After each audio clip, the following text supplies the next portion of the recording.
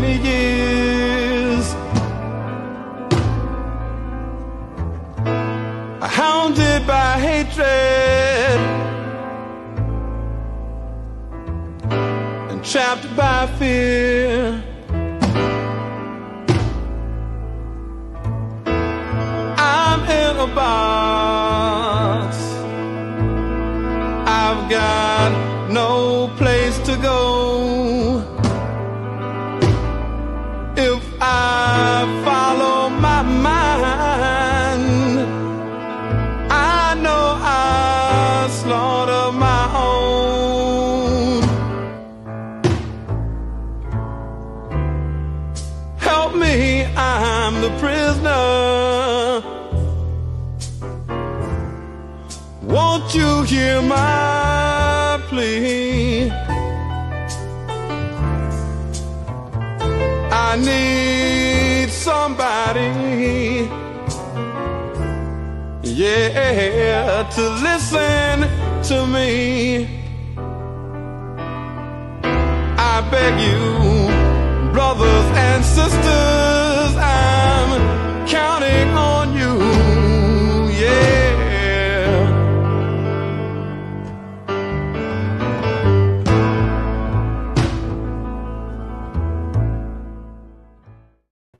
Peace and love, family. Welcome to the Northeast Political Prisoner Coalition. This is U.S. Political Prisoners and You, and I'm Brother Frank. Today's episode, we focus on Patrice Lumumba.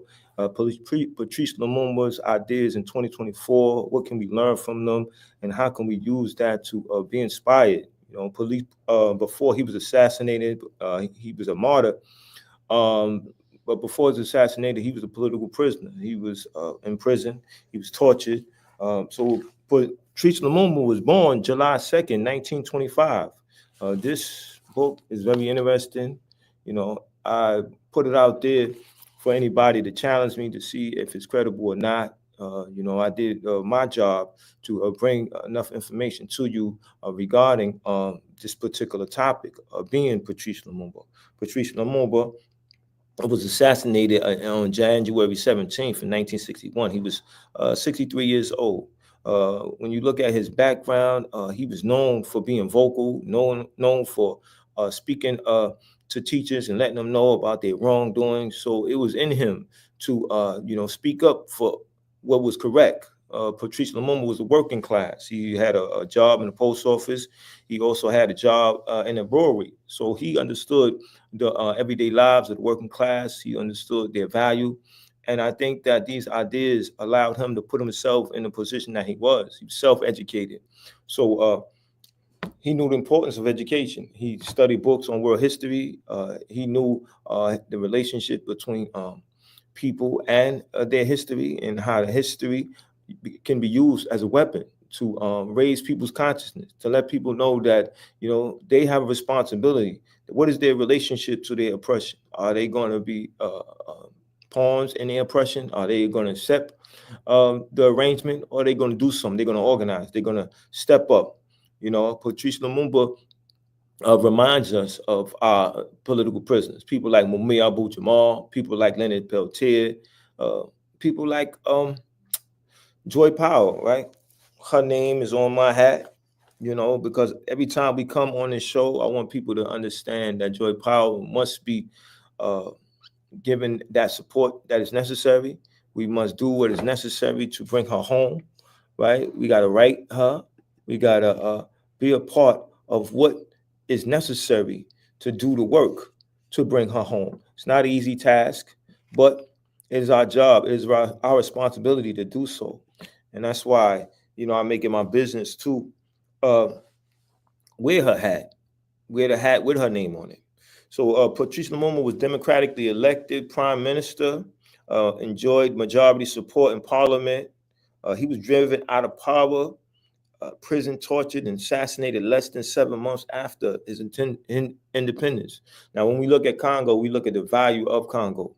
And we know why someone like Patrice Lumumba was a threat, because look at imperialism, and you look at that long period of time from 1885 to 1908, when Congo was under the brutal the brutal hand of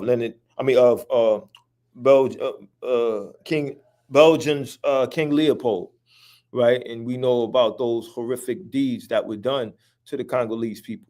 So when we evaluate that history, we have to understand why a person like Patrice Lumumba needs to be examined, needs to be given the proper respect that is necessary. We need to study him and realize that, those ideas that he had are relevant today, that we need to do what is necessary for our people's self-determination, that our people should not be exploited, that our people have the right to decide their own destiny. So we have that responsibility when we know something. When we know something, we have to do something. We have to do the work that is necessary.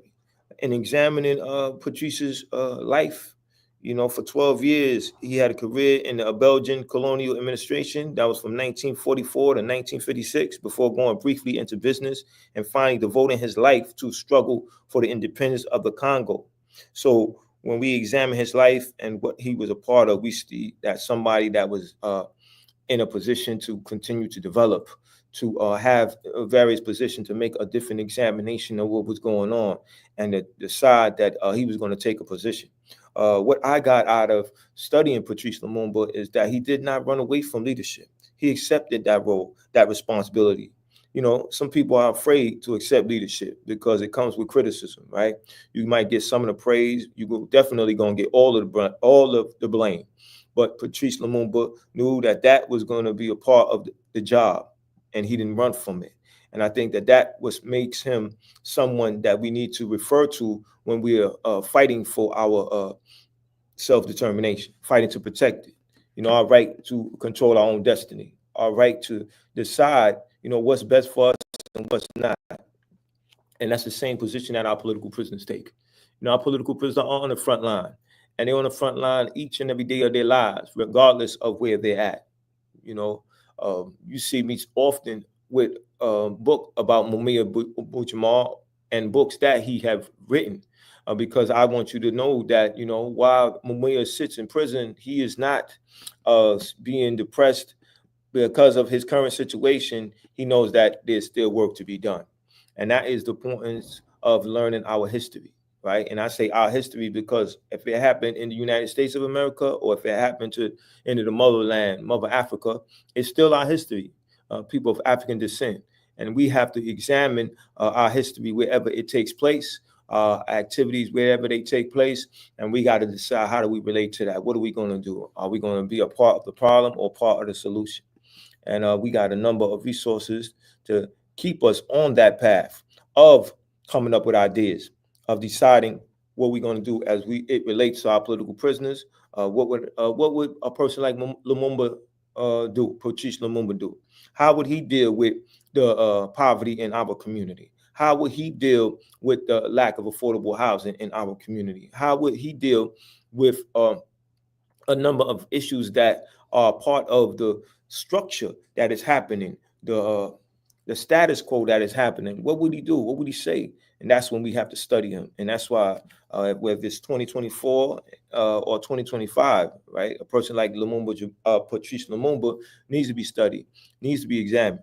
And that's why when I was reading a book, An American Family, and one of the brothers was named Lumumba Shakur because he was honoring Patrice Lumumba.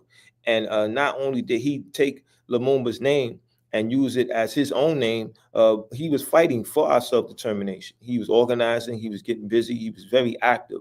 So he just wasn't using that name as this is who I am, and to act like he had some level of consciousness. He knew the seriousness of that, and he did not want to let a person like Lumumba down, because he knew the sacrifices that Patrice Lumumba made.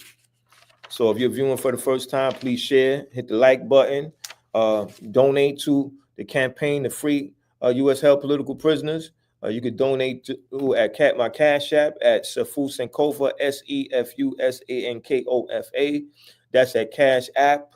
I apologize for not having a PayPal account for the Northeast Political Prisoner Coalition, but there might be somebody who is ready to make a donation so we can do our work, so we can aid in bringing home our political prisoners, because if we don't do it, who else will do it? And that's what it's all about. It's about talking, having continuous discussion on what needs to be done, what work should be done, and why it should be done. And a brother like Patrice Lumumba is definitely somebody that if you are a teacher, you need to have a curriculum based on him. Look at different points of his life, who his teachers was, what his position was into injustice, and how do you relate to Patrice Lumumba. Allow the children to give their own assessment of it and give good feedback. And from that feedback, you start to let them know that Patrice Lumumba was just like them. Had a concern about what was happening and know the value and importance of being vocal, right? We often tell our children, a closed mouth don't get fed. And Patrice Lumumba knew that. So he had to be vocal.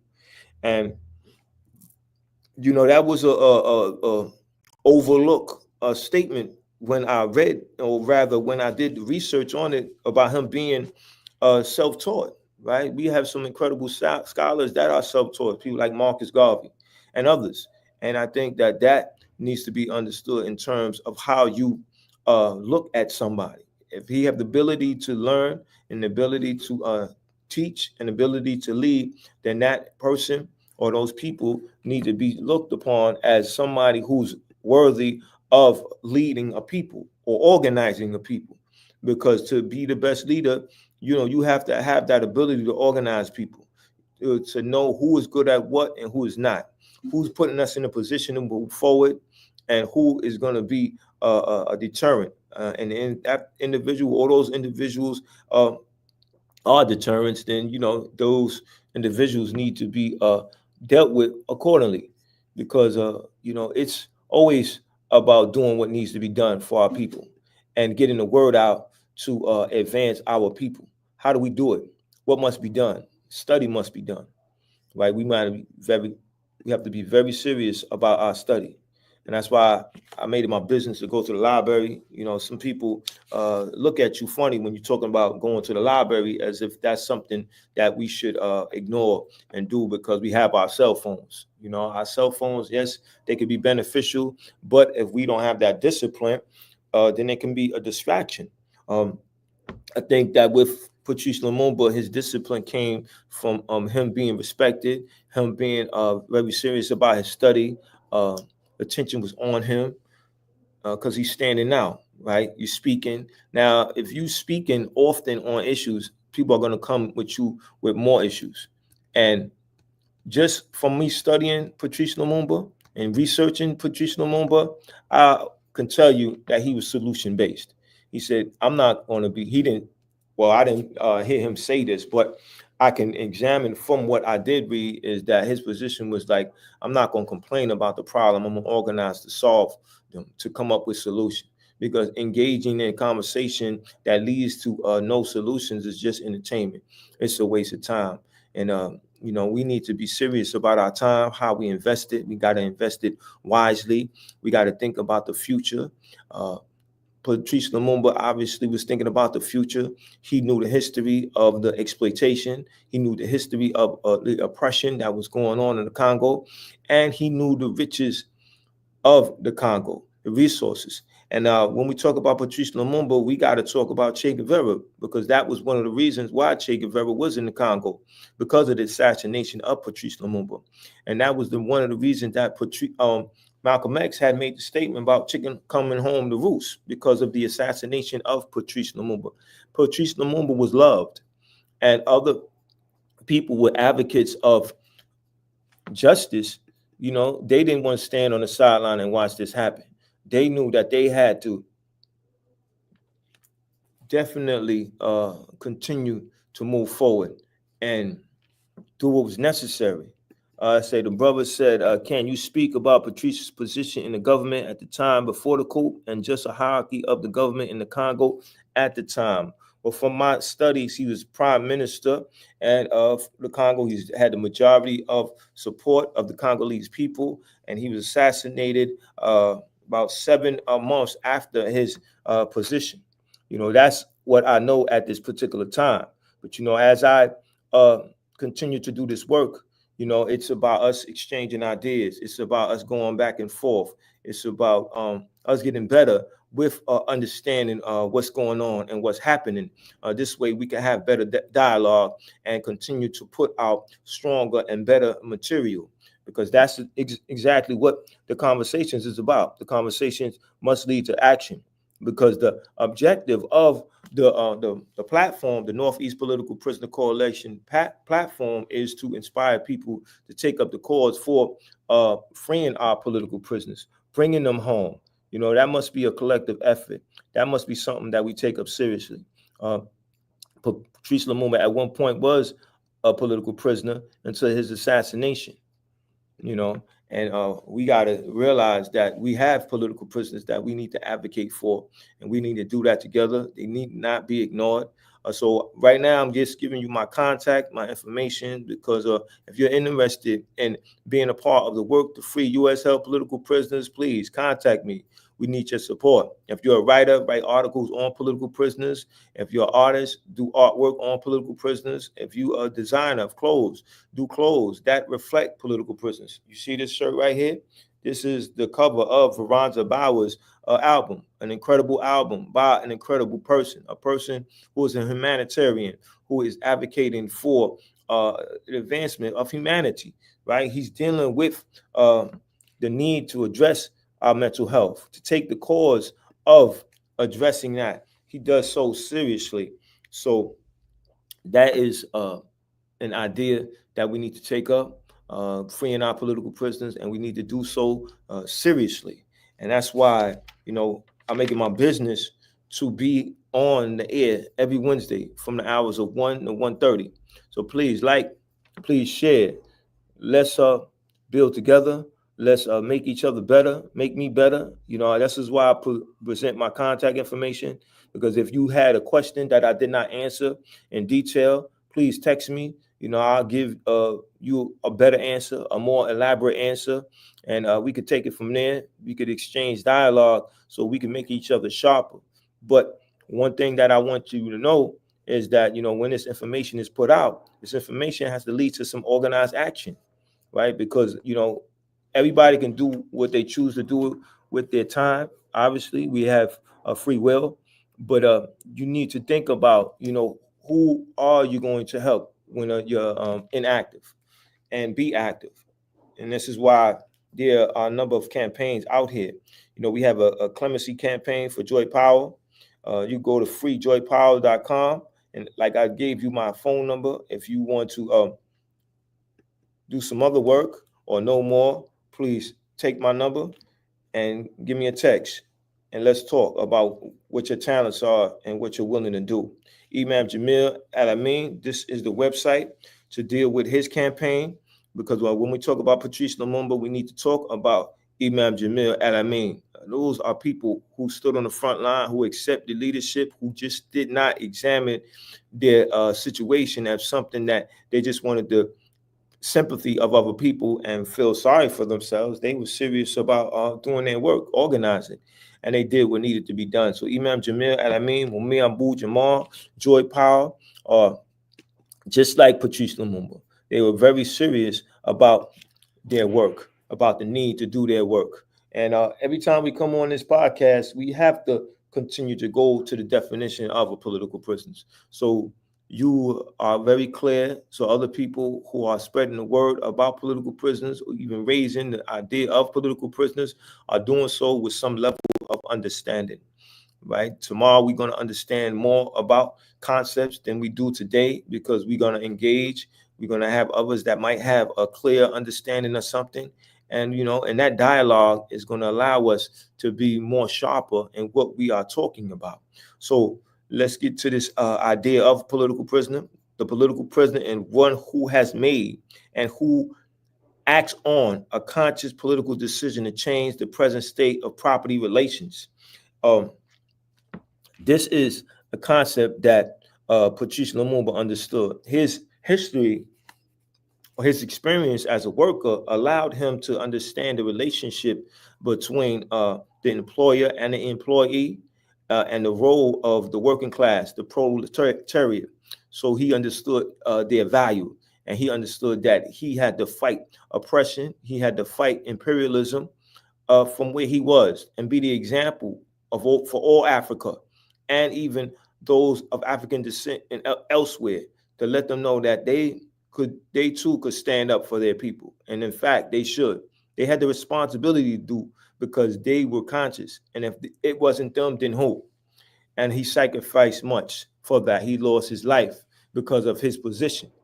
But we have to show bravery at that point, right, of consciousness, because our children need to know that we are the example of what we want them to be, right? Because our children, they want a better world, and we want that better world for them, And although a child is innocent, they do not feel joy of people when they see people suffering. They want some clear answers, and we are the source of their clarity. And we got to do our best job. We got to let them know that we're going to be out there for them, because we love them, because that is the sharpest and the strongest expression of love. It's actually to do the work, to get busy. But as I was studying and doing my research, I'm looking at Belgium actually apologized for the role in the assassination of Patrice Lumumba. They apologized, according to my research, in 2002. Just think about that. I mean, you're going to apologize for your role in someone's assassination. And I don't think that's enough. You got to make reparations. You got to give the people as much as they ask for when it comes to that, because they lost somebody because of your involvement who would advance their people even further. But one thing about those who are their oppressors, they always follow that same pattern of killing somebody who's loved by the people. And the thing that happens is that now you give the person more validity, right? People are saying he must have been telling the truth because he got killed. He was assassinated. And those who knew him are going to talk about their experience with him, what he stood for, and their personal experiences in terms of having conversations with him, and how he was able to steer them in the direction of taking responsibility for what was going to happen to their people if they did not. And that means that if there is an imperialistic force that's operating in your country, you had the responsibility to deal with it. And that's exactly what Patrice Lumumba did. He dealt with it. He took the position that he was going to take leadership, and he led in a way that it was about the people, and the people first, and their interest was going to be secured by a strong group of people that understood to do that is to undermine their development. So as I was saying about Che Guevara going to the Congo because of what happened to Patrice Lumumba, and also Malcolm X for speaking what he spoke when he talked about chickens coming home to roost because of the assassination of Patrice Lumumba. What is our position when we talk about political prisoners? We know that they're there because of us. Are we writing to them? Are we part of an organization to do the work to free them? This is a serious question, because we have to give them validity. And the only way that's done is through our work, because theory without practice is just entertainment. It's nothing. It's dead. We have to be very serious about our ideas, and we have to organize around our ideas. That means that if you have access to a community center, you should be talking about people like Patrice Lumumba. There should be posters in that community center of Patrice Lumumba. So when a child comes to the community center, they say, "Who's that?" And you say, "That's Patrice Lumumba. He was Prime Minister of Congo." And Congo is an area in Africa, Central Africa, that has rich resources. And for a number of years, those outside of Africa, Belgium, those foreigners, they were dealing with them any which way they chose to. And Patrice Lumumba knew about that arrangement. He knew about that history. And when he had the opportunity to be in leadership, to be involved in the government, he did so. This is the conversations that we have to have with the children, because as we wake up the children, we secure our future. We start directing the children in the area where they need to be, which is conscious participants in the everyday affairs of their community, of their nation, and beyond. Because to do that, not do that is actually to say that whatever happens to our future, we don't care about it. We don't care about our children. We're willing to let those who are in a position of power control our very destiny. So the example of Patrice Lumumba must be emulated in our everyday lives. We have the responsibility to do that, because if we don't do it, then now we have to deal with more of what we have a problem with, which is the lack of affordable housing, which is the fact that we don't have jobs in our community, which is we have enough guns in our community, way too many guns in our community, serving the purpose of who? And who put them there and why? And if we have a problem with that, what are we doing? What actions are we taking up? This is a question that we have to ask. And we have to organize around some serious ideas.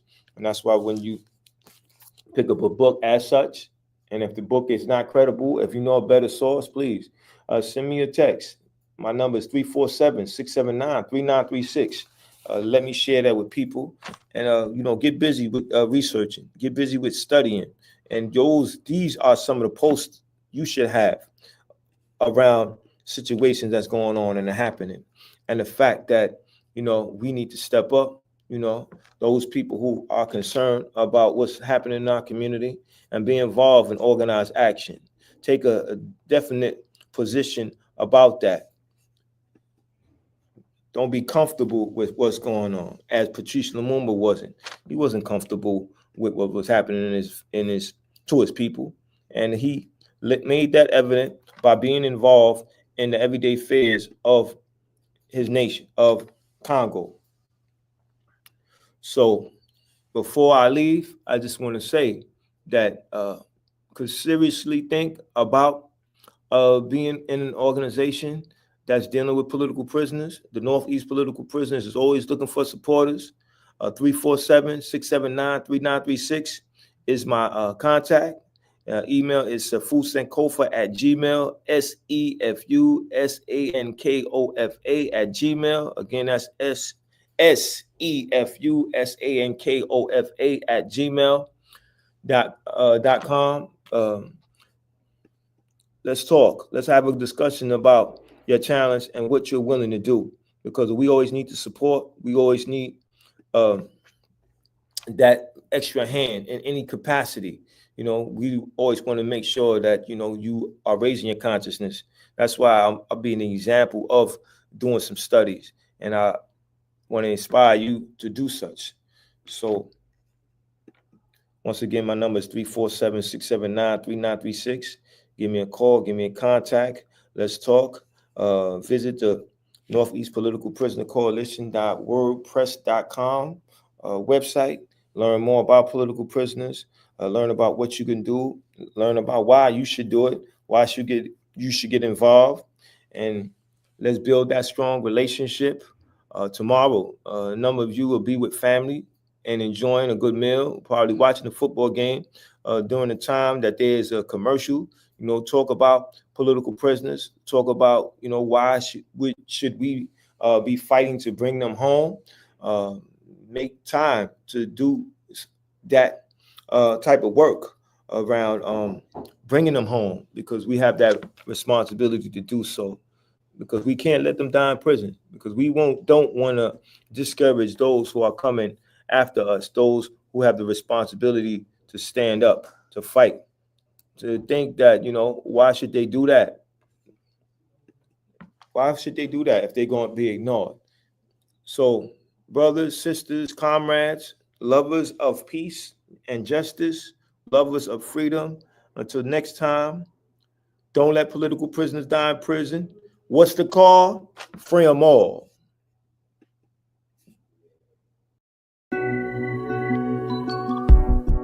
Sometimes the riot is a quiet one. Well, the battle is to love yourself and function in society where voices of reason are muted by anxiety, like gaining notoriety is selling your soul. So we tend to go no deeper than the shallow water level, trying to keep us overhead in the face of all the slurs and the stares, mentally frozen, paralyzed by fear of failure and success. So we lock, stock, barrel, running while it's crumbling. All these towers and they're babbling, but the baby's in the bath and the stash under the bed on my head, spinning from the circles and the puppets and the strings that they pull. Then we move. Reactionary warfare never produces winners on the field. Feeble and foolish, what tools and what weapons are we using? We need some new ones. Real revolution, it's real solutions. Well, we've taken on the ways of the ones who conquer with their guns and religion and division. Got my inner me looking like my enemy. Real revolution, where my inner me really a mirror for the galaxy. New time, brand new paradigms, new contracts to sign. They thought that this would all be televised, though it's happening right before our very eyes. It's on the inside, with their guns cocked. When that rock drops, standing on the rooftop, praying that the mountaintop can live inside the valley. People tell me the reward is somewhere off in heaven, like heaven's only in the sky. Like chariots are swinging, like God is something separate from yourself, from your wealth, from your lover, from your neighbor. Oh, your savior is coming in your own name, coming with the face the same. Real revolution, it's real solutions, where we've taken on the ways of the ones who conquer with their guns and religion and division. Got my inner me looking like my enemy. Real revolution, where my enemy is really a mirror for the galaxy.